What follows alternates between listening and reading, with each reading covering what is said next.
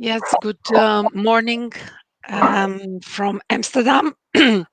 And we have a nice guest from all the way from Sydney, Anastasia. Welcome. Hi.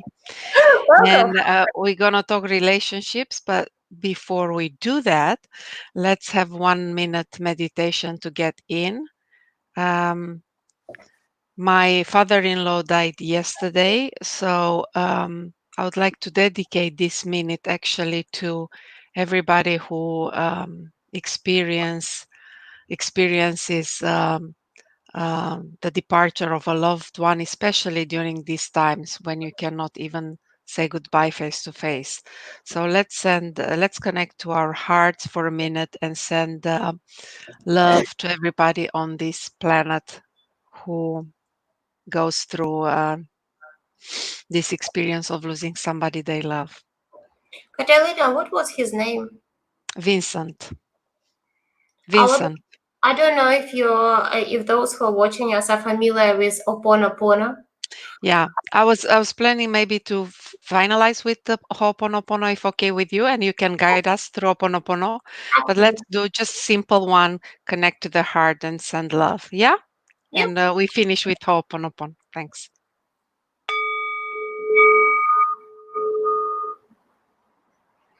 Just take a minute. I'm not gonna talk. Just connect to the heart, breathe, and send love to those that need.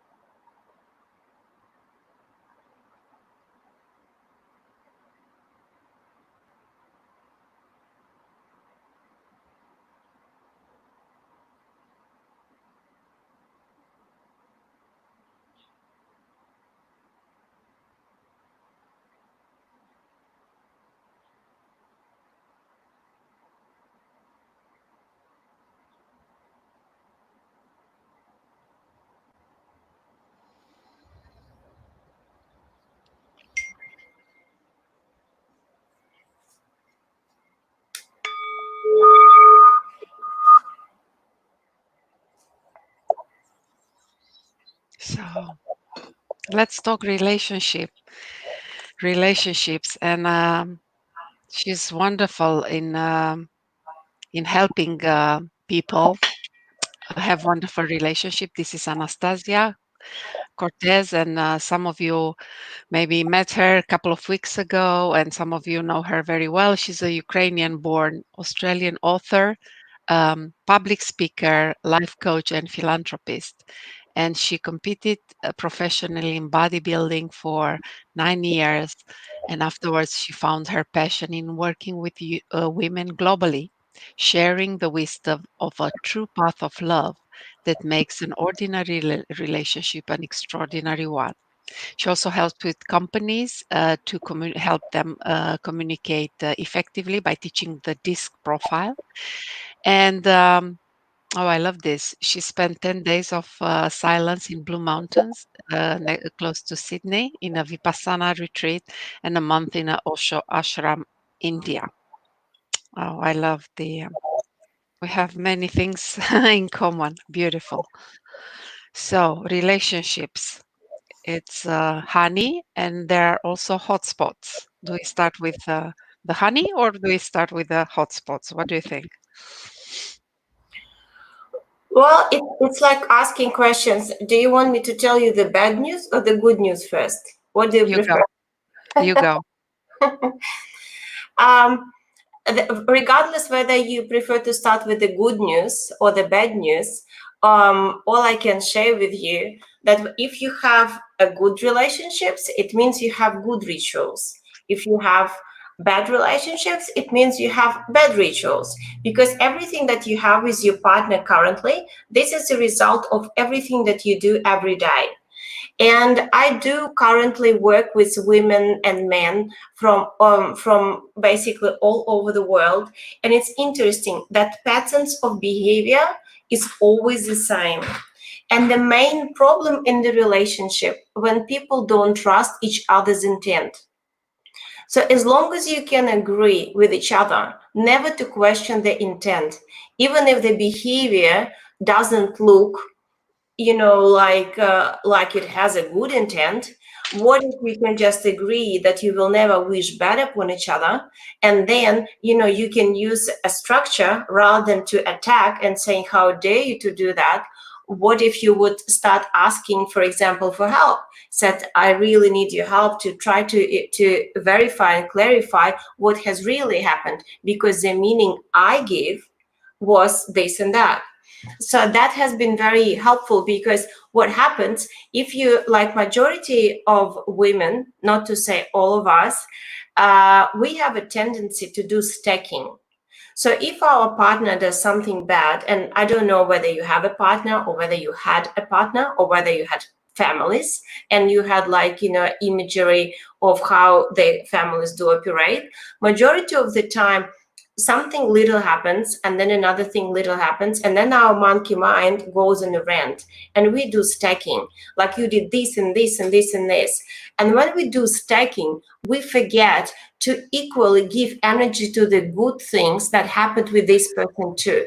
So you say that we are remembering all the bad times, and then we have a very strong memories on this one, but actually the same strategy can be applied to the great memory. So stack those, right? Absolutely. There is a tool, I think Tony Robbins calls it emotional flood. So before attempting to have a conversation, also you have to realize that most of my couples, they usually try to communicate after work, when they're tired, when they're dehydrated, when they're actually hungry. And they try to solve the conflict when they're not being in a resourceful state themselves. So what I'm encouraging them to do, first, get yourself rested. Take a break, look after yourself. And then when you're rested, think, ask yourself if this relationship was fighting for, or if this relationship was saving for. And then think why at the first place you decided to commit to each other. And then think of the good memories that you've shared. And then when you do this exercise and you put all these good memories on yourself first, then you can come to your partner to say, hey, when that happened, I gave it a meaning, but I would like to hear from you what really happened. And then you basically avoid bickering, because when two people start talking at the same time, they are unable to hear each other. And what really worked with me and my husband, and what I can tell you, that I have a PhD in making all the possible mistakes in a relationship. I've been married for 14 years prior my second marriage. And, like everything that a woman could do to not give significance to her man, to not serve the man, to be playing at the level when it was all about me or purely transactional. If you do this, I do this, and his needs were not lighting me up, and my expectations were so high. And then eventually it came to where it came. But everything became a beautiful lesson and a beautiful learnings. So even if we didn't stay together, but it helped us to actually part from a very loving state. And I honestly can say for the past 2 years, I dedicated these years to learn the art of relationships. So Yeah. actually, whether I stay together or whether we go apart, I realized that I had divorced the woman I was in that relationship. That wasn't longer serving me. And Yes. sometimes the divorce doesn't mean divorce between these two people. The divorce can mean the divorce and abandoning the relationship that can't exist any longer. And that can be actually an incentive and an opportunity to start building something new with understanding, like what do you really want? Because yesterday, yes, Catalina. No, I just wanted to recap for the people that join us. So, um, first of all, there's not, you talk about intention behind the behavior. Any behavior has a positive intent behind it. And there is never too late to have this conversation, because there are couples that have been together for many years and they never had the conversation about the intention behind the behavior. So you can always have this discussion that let's clarify our intentions, because the intentions most of the time are the same, but we fight at the level of behavior. Right. So it's important to know, to chunk it up and to understand what is the intention behind a behavior, and to go also on a discussion. We're going to discuss maybe about needs in a second. That's one. The second one, people come home from office. Now they work from home, many of us. But what happened for many times when somebody has a bad day, they carry these negative feelings at home without transitioning into a different level of consciousness. And what happens when they meet their partner, they keep saying they have the bad feelings, and then they see the partner. Bad feelings, bad partner. And they keep conditioning this every single day. So maybe what you are saying, when you come home and after a day at work, maybe if and you are saying, okay, let's take time off. Maybe it's a good strategy if you let your spouse know, okay, I'm not in my best mood right now. I need some me time. Let me recuperate, reset, and then I will reconnect with you. That's one of Would the that strategies. work? Or that can work too. Or on the way from work to home, you can also use this as actually, like thinking, like to unwind and say, that's it. My work is finished. And so I have 20 minutes, let's say, to get to home. So what can I remember about my partner that is beautiful? Exactly. So there are different strategies you can use in order to uplift your relationship. Just be conscious about the Mhm. transition before you interact with your spouse. Okay, so Well, yesterday I thought that it might be very valuable. I had a question: how can I balance? It was a man, and he asked, "How can I balance my work and my life?" Because he is always busy, and now because of pandemic, they're sitting at home, and she always feels that she doesn't have enough time for me. And he said, "I don't really, not know how to balance it." So I asked him, "Does he really plan? Like he plans his work?" I said, "Do you have any planning for your relationship?"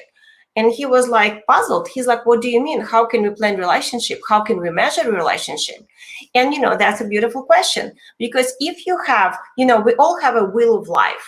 Wheel of life, for those who don't know, is like aspects of life you would like to have the results, the outcomes, the goals. Measure it. And you can measure it by using, for example, 6 human needs by Abraham Maslow. And how do I work with 6 human needs? So we all have 6 human needs, which is love and connection, certainty, uncertainty, significance, love, growth, and contribution. And like with these 6 human needs, what I do with my husband, for example, I'm thinking, how much love do I give him?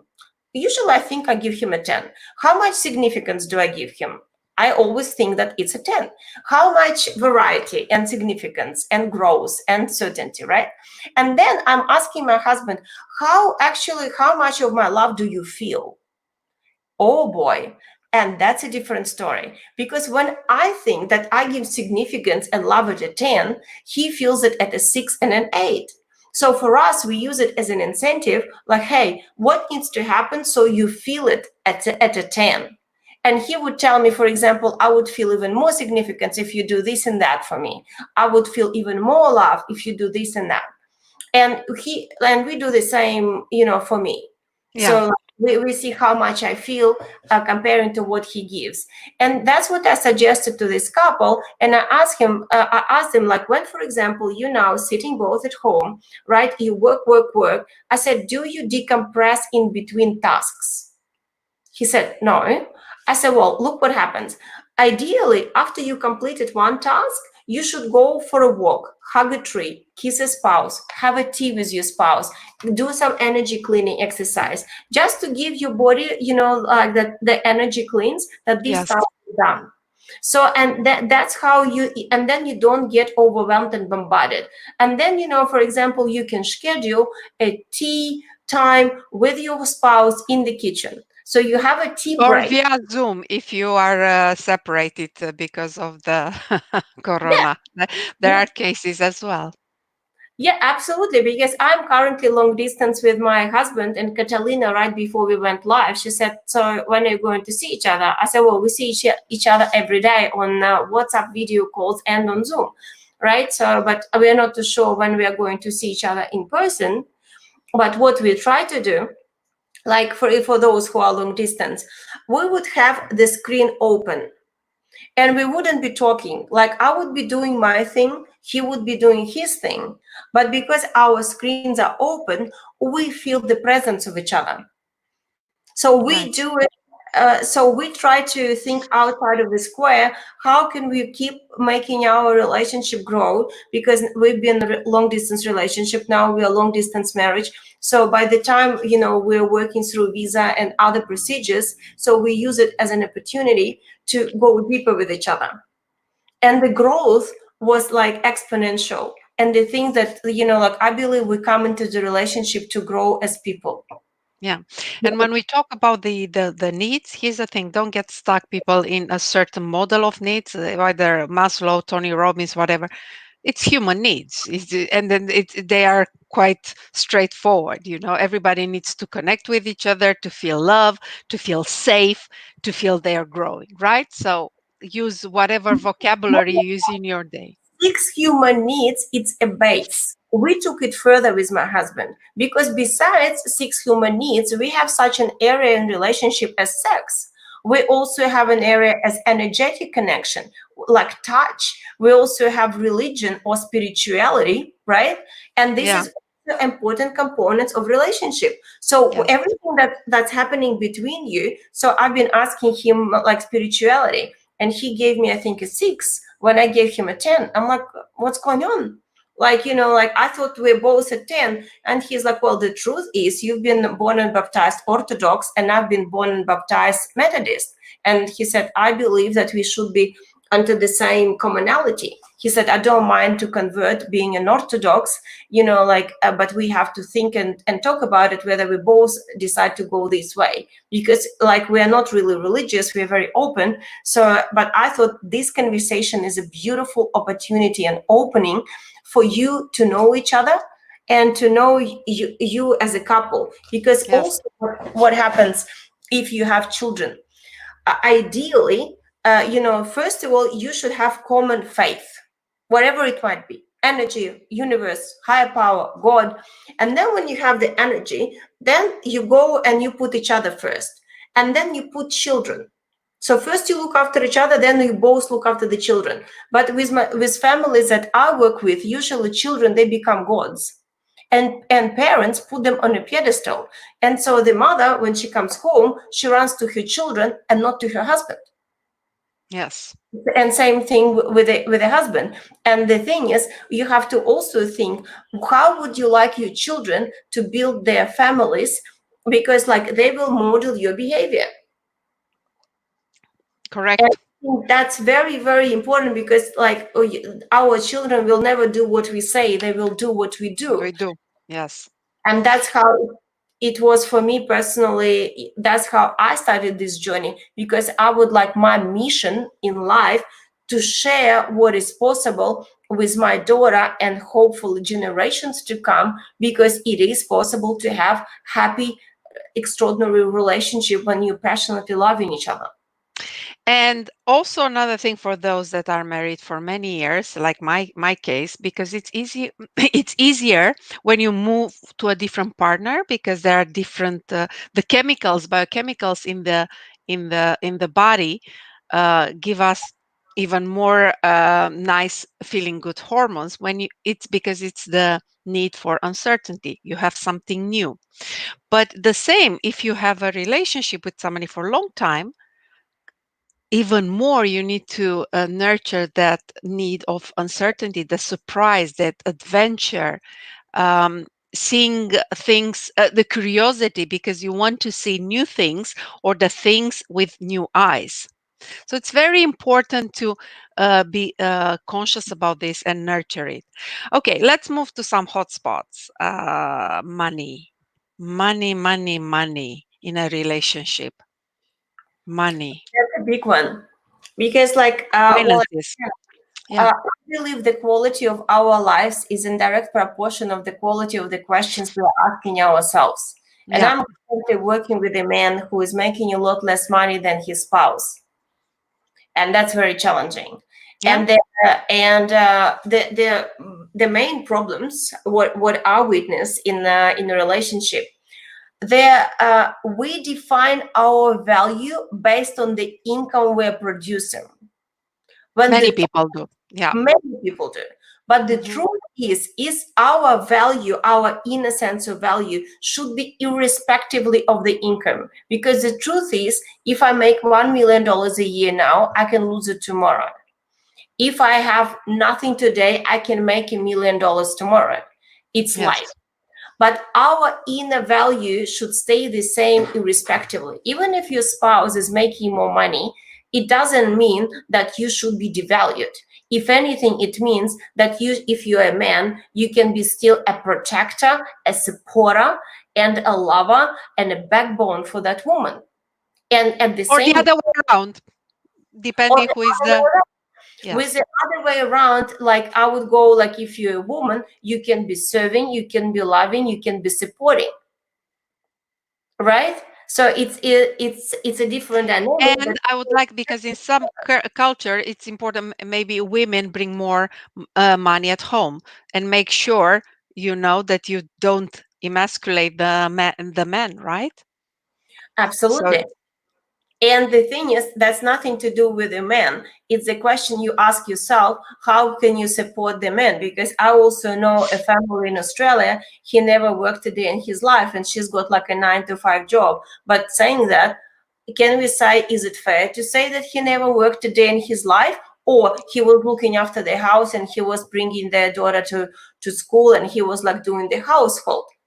yes, And and that worked for them, because like I don't believe in saying that my wife doesn't work, because like looking after the children and the household, it's also work. And work, that absolutely. it's very important to have an open conversation. Like if you are the family, when you are the family and you look after the children, I think the wife has got every single right to know what's happening with the finance. So like whatever god forbids happens, she's protected, when she's retired, or when the pension comes. But majority of women are not prepared at all. God forbid something happens to the husband. Majority of them don't even know where the money are or what does he do, and they're completely blasé and vague. I know my mom is not an exception. She always Yeah. believed, oh no, that's him, that's his job. But the thing is, it's important to have that financial literacy for yourself, irrespective of whether you work or you're looking after the children, Hmm. and So having how? Yeah. conversations with your husband, with your spouse. Having conversation about this, that's very important. This is a very important topic. There is a great resource, Your Money or Your Life, a very good book, Your Money of Your Life, Joe Dominguez, because it's you might find interesting. It's very important also how you discuss about money and rituals about finances, and how to have guidelines how we can interact with each other when we talk finances, because people can have a great relationship and can bring luggage on unsolved issues around money in the relationship, and then it can blow up. It is the perfect environment to blow up if you have unsolved issues around money. So how do you work with your clients on this one, on issues around money? Well, what I do, like majority, like I can see a lot of manipulation with money, when it's used as a tool. So like, and men try to control women with the tool, and saying women also try to control it. And you know what also happens? Like let's imagine that's money. And usually if it's a wife and a husband, and when the money is in between them, it's like a wall, which it shouldn't be the case. Like the focus should be directly like it's me and it's you, and that's our tool. So let's see how we can together protect our asset. So Because even change your position, come next to each other, and then imagine, let's talk finances. We look at the same thing in front of us instead in between us. Yeah. absolutely. And that's why with this conversation that, like I prefer, exactly like you said, Catalina, not opposite each other and not attacking each other. And, rather than working, against each other, and, like sit next to each other and think we are the team. And this is a perfect example when we can start use we rather than I or you. Yeah. What is good for us? And think of a goal, think like not at the goal, think of like a specific outcome. And also I would like to bring to the attention, that's I'm asked all the time, what can I do for my man to give me presents? And men come with the opposite, like she's taking so much money like from me for these freaking bags and whatever, and like he's like Anastasia, what can I do to stop that? And the truth is, everything that we get, it's only temporarily. Everything that we give, it stays with us forever. So analyze yourself. What is the need that you have? That keeps, like, you always have a need to get something. So clearly, that's usually the sense of not having enough. So I work with that. And rather than asking me, what can I do for him to buy me gifts? Like I would be asking him, what can I do for you to want to give me gifts? Who do I need to become? And gifts are absolutely beautiful, and and it's fun, but there is a difference when you constantly need that, and you're not content without having it. Yeah. Yeah. So what needs to happen that you can maintain that fulfillment, whether if you get gifts, it's great. If you Yeah. don't, it's great. But Yeah. it should not define you who you are, and it should not affect your mood in any state. Yeah. And there, there are many avenues to the destination. So just try some of the strategies here. And if they work for you, great. If they don't, just look for Change. something else, right? Okay. So that's money. Then the another one, a hot spot, and we're gonna finish with this. It's constant arguing. Mhm. How do you approach this with your Um, clients that there constantly argue? There was a research conducted, and it's interesting. The couples who were unable to break the pattern during the argument, they all divorced. So it's a matter of how and who can interrupt the pattern the quickest. So what I personally do with my husband, like we tried and we adopted. It was advised to us. So we do 3 minutes each. So the point is, instead of arguing and talking at the same time when we actually can't hear each other, when it's more about, I want you to hear me rather than, and at that time, usually I don't want to listen. And here's the sign. So if I do for my, like we have a stopwatch, for 3 minutes, I can say anything, whatever I like, and he's not allowed to talk. And sometimes his eyes are actually popping out, and I can see he's furious of the thing. But I'm very honest, I'm straightforward, and I tell him everything. Then he goes for 3 minutes, and I'm not allowed to say anything. And it's interesting, he never can do 3 minutes. He always say, I need 5. I said, no, but the rule is 3-3. He said, I'm a man. I said, I need 5. I said, fine, 5 it is. So, and that's how we roll. I do 3, he does 5. And the thing is, it actually enables us to hear each other and to hear each other's point of view. And then after we do a couple of turns, we're not angry anymore with each other, and we actually heard each other. Beautiful, beautiful practice. And then we can talk further. One of the other tools that I find is very effective, it's to interrupt the pattern. For women, you can always say, wow, when you're so angry, you're so sexy. I love that. Or you can be playful. You can show them the horns. You can give him a hug. Or you can ask your spouse, for example, when you are angry with me, what can I do to calm you down? Yeah. Would you like to be left alone, or would you like me to actually to come and give you a hug? And that's again beautiful opportunity to know your man, what works for him. So with my man, I know like he responds beautifully to. I can just start laughing uncontrollably. I'm not laughing at him. I'm With just him. laughing. I said, honey, well, like, I don't want to be in this place. I love you too much. Like, or I can, start, tease him in a very Yes. playful way. So just fine to interrupt the pattern. And for men, this advice I'm sharing with you, it came from me from Donny Epstein. He said, even when the woman is angry, it's actually, she's not angry, she's fearful. And it's also beautiful, like if you can, as a woman, rather than saying you this, but be honest with yourself and to tell him the truth. In fact, it looks like anger, but I fear that I'm uncertain. Um, and then basically, when the woman is angry, a man should stay there, don't go anywhere, look at her and think, I own your heart with my balls. So what Hmm. it does, it helps a man to actually own your, Ground and to have ground. it grounded and to be in his masculine without any desire to run away. So what it does for a woman, she feels his masculine presence, and that's all we need. Exactly. Exactly. And then he can also, like, if he can also just look at her and think, I will protect you, I will love you, and I love you. And he can say to her, like, my husband always tells me, like, you can be crazy, but he said, I love you anyways. And Yes. and the third that we got from our couple, like, beautiful family friends of ours, Gary Rhodes. So their magic word is yes dear. So whatever she says, he just says, yes, dear. I swear it's magical. Even if I do something, I don't know, like something outrageous or something, and I'm like, get on my nerves. And he just looks at me, he says, yes, dear. And I always smile, I'm melted as a butter. And you know what it did for me? Just to sum it up. So once I wasn't replying my husband's messages, and he hates it. And I know that. But I didn't do deliberately. I really had stuff going on with my daughter and whatever.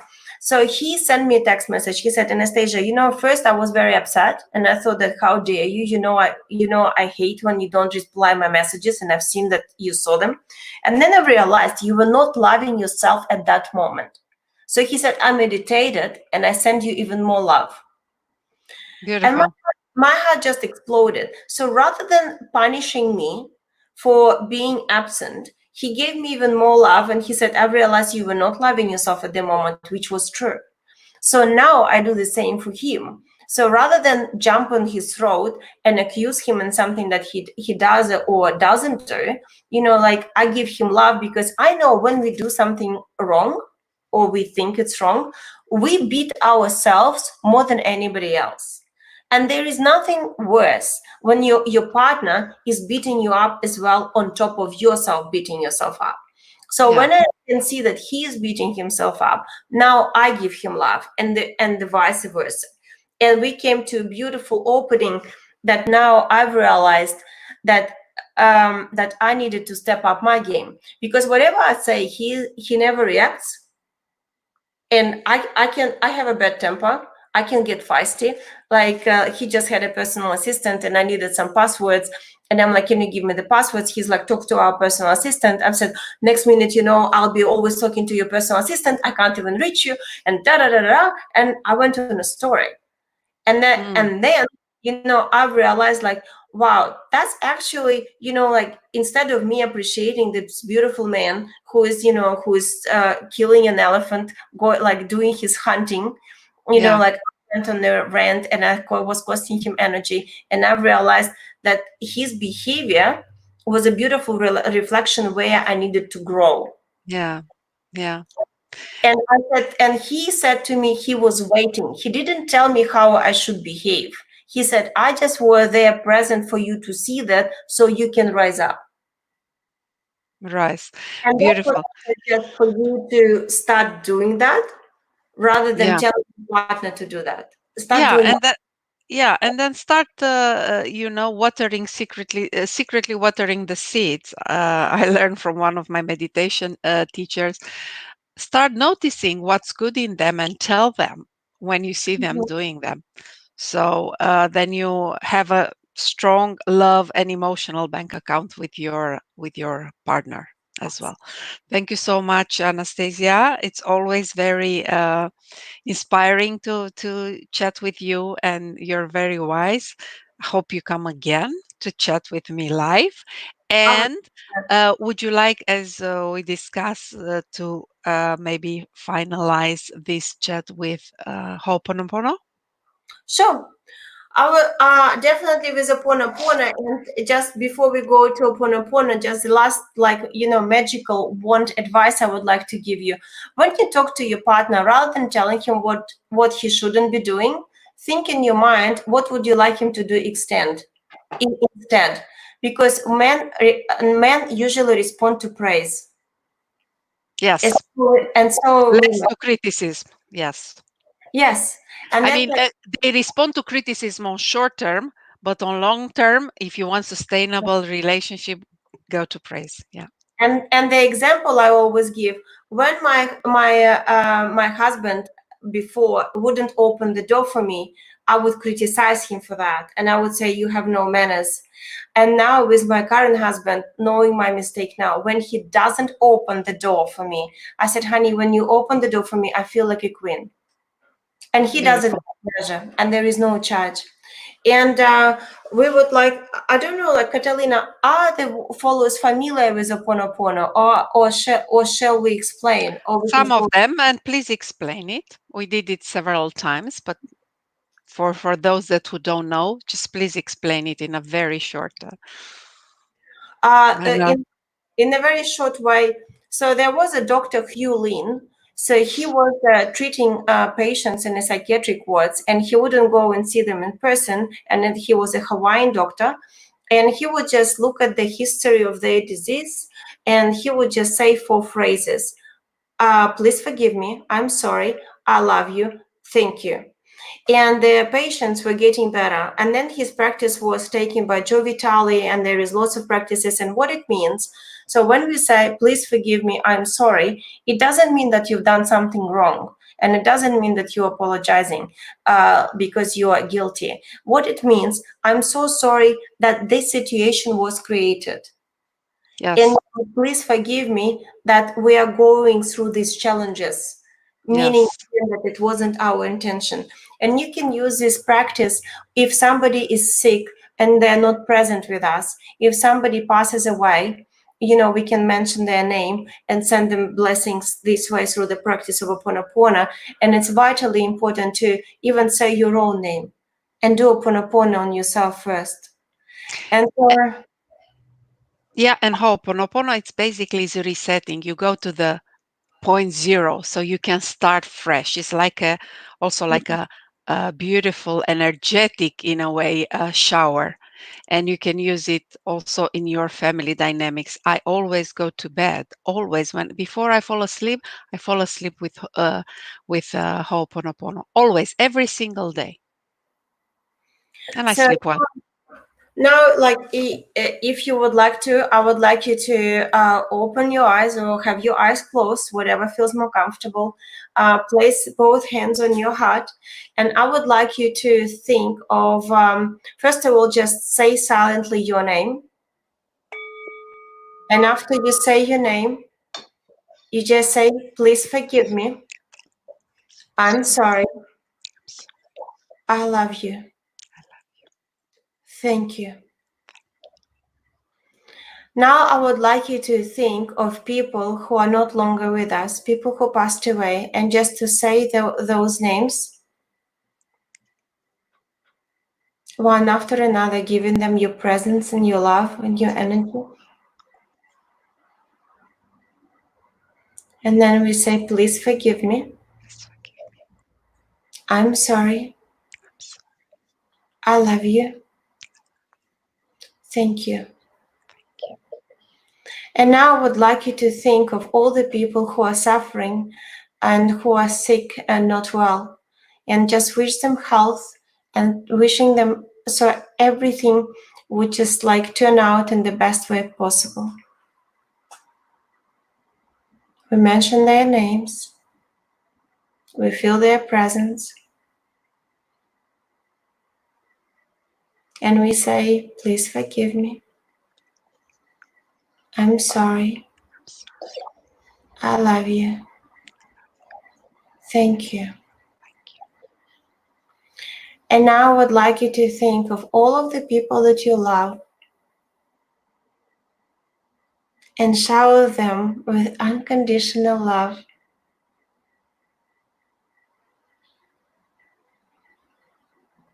And even after that, even extending your love for the whole universe, for your city, for all the living beings on this planet.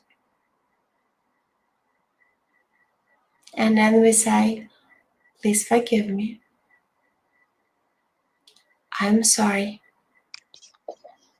I love you. Thank you. Now you can slowly open your eyes and come back to the studio.